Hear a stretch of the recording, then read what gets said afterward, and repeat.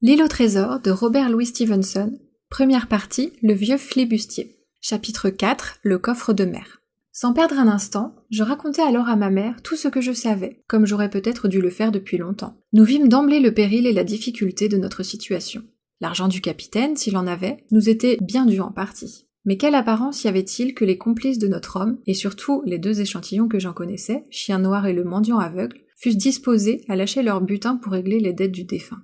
Or, si je suivais les instructions du capitaine et allais aussitôt prévenir le docteur Livesey, je laissais ma mère seule et sans défense. Je n'y pouvais donc songer. D'ailleurs, nous nous sentions tous deux incapables de rester beaucoup plus longtemps dans la maison.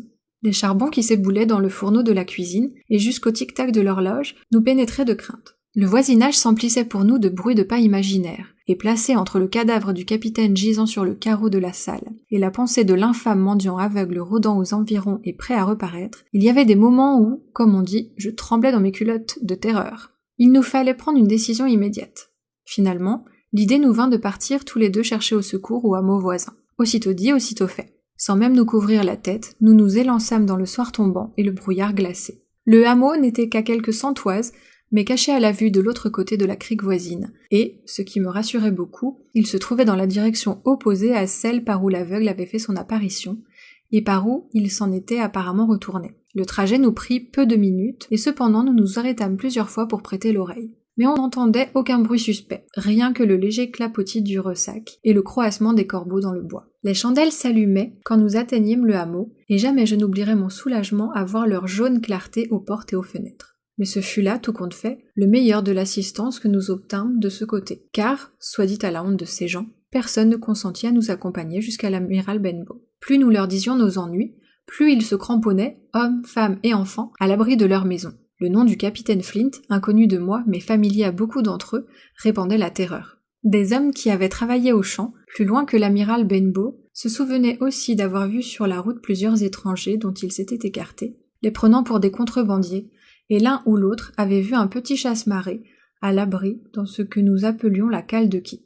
C'est pourquoi il suffisait d'être une relation du capitaine pour leur causer une frayeur mortelle. Tant et si bien que, si nous en trouvâmes plusieurs disposés à se rendre à cheval jusque chez le docteur Livesey, qui habitait dans une autre direction, pas un ne voulut nous aider à défendre l'auberge. La lâcheté, dit-on, est contagieuse, mais la discussion, au contraire, donne du courage. Aussi, quand chacun eut parlé, ma mère leur dit leur fait à tous. Elle ne voulait pas, déclara-t-elle, perdre de l'argent qui appartenait à son fils orphelin. Elle conclut. Si aucun d'entre vous n'ose venir, Jim et moi, nous oserons. Nous allons retourner d'où nous sommes venus, et sans vous dire merci. Tas de gros gaillards, pire que des poules mouillées. Nous ouvrirons ce coffre, dût-il nous en coûter la vie. Et je vous emprunte ce sac, Madame Crossley, pour emporter notre dû. Comme de juste, je me déclarai prêt à accompagner ma mère, et, comme de juste aussi, tous se récrièrent devant notre témérité. Mais même alors, pas un homme ne s'offrit à nous escorter. Tout ce qu'ils firent, ce fut de me donner un pistolet chargé, pour le cas où l'on nous attaquerait, et de nous promettre qu'ils tiendraient des chevaux tout scellés, pour le cas où l'on nous poursuivrait lors de notre retour, pendant qu'un garçon s'apprêtait à galoper jusque chez le docteur afin d'obtenir le secours de la force armée.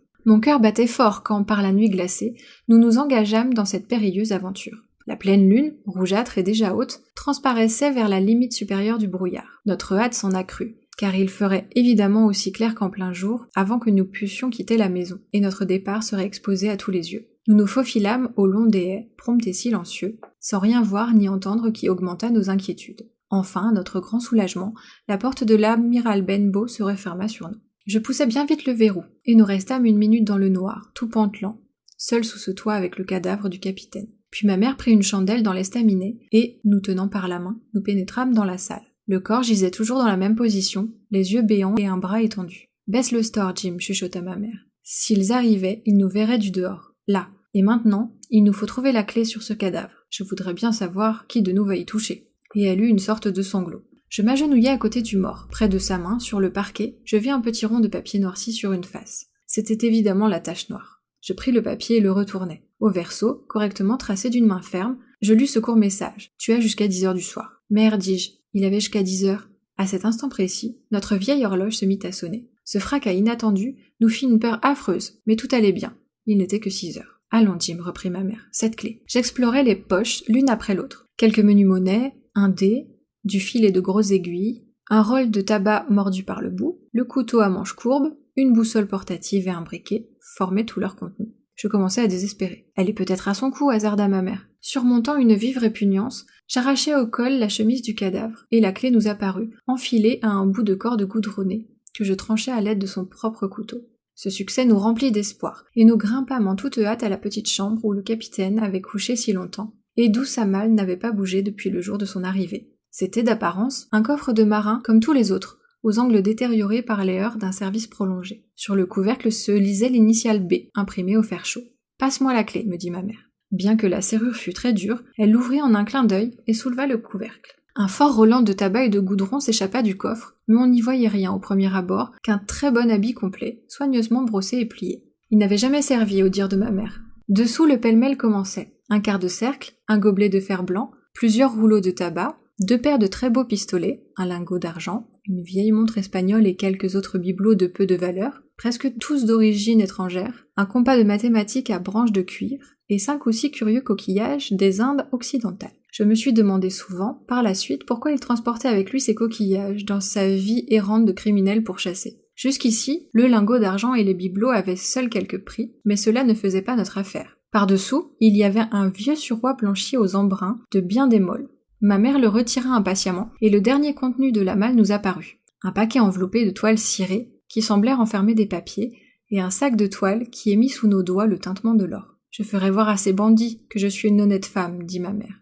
Je prendrai mon dû, et pas un rouge liard de plus. Donne-moi le sac de madame Crossley. » Et elle se mit en devoir de faire passer, du sac de matelot dans celui que je tenais, le montant de la dette du capitaine. La tâche était longue et ardue, car il y avait là, entassées au hasard, des pièces de tout pays et de tout module, doublons, louis d'or, guinées, pièces de 8, et d'autres que j'ignore. Les guinées, du reste, se trouvaient en minorité, et celle-là seule permettait à ma mère de s'y retrouver dans son compte. Soudain, comme nous étions presque à moitié de l'opération, je posai ma main sur son bras. Dans l'air silencieux et glacé, je venais de percevoir un bruit qui fit cesser mon cœur de battre. C'était le tapotement du bâton de l'aveugle sur la route gelée. Le bruit se rapprochait. Nous retenions notre souffle. Un coup violent heurta la porte de l'auberge. Nous entendîmes qu'on tournait la poignée, et le verrou cliqueta sous les efforts du misérable. Puis il y eut un long intervalle de silence, dedans comme dehors. À la fin, le tapotement reprit et, à notre joie indicible, s'affaiblit peu à peu dans le lointain, et s'évanouit tout à fait. « Mère, dis-je, prends le tout et allons-nous-en. » J'étais certain, en effet, que la porte verrouillée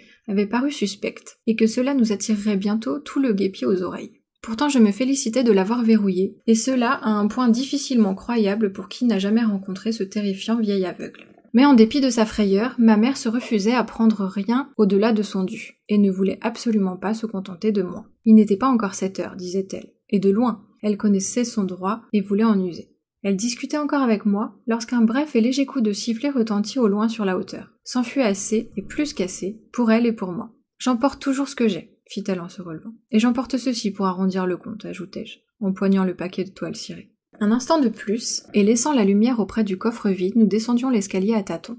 Un autre encore, et, la porte ouverte, notre exode commençait. Il n'était que temps de déguerpir. Le brouillard se dissipait rapidement. Déjà la lune brillait, tout à fait dégagée, sur les hauteurs voisines, et c'était uniquement au creux du ravin et devant la porte de l'auberge qu'un mince voile de brume flottait encore pour cacher les premiers pas de notre fuite. Bien avant la mi-chemin du hameau, très peu au-delà du pied de la hauteur, nous arriverions en plein clair de lune. Et ce n'était pas tout, car déjà nous percevions le bruit de pas nombreux qui accouraient.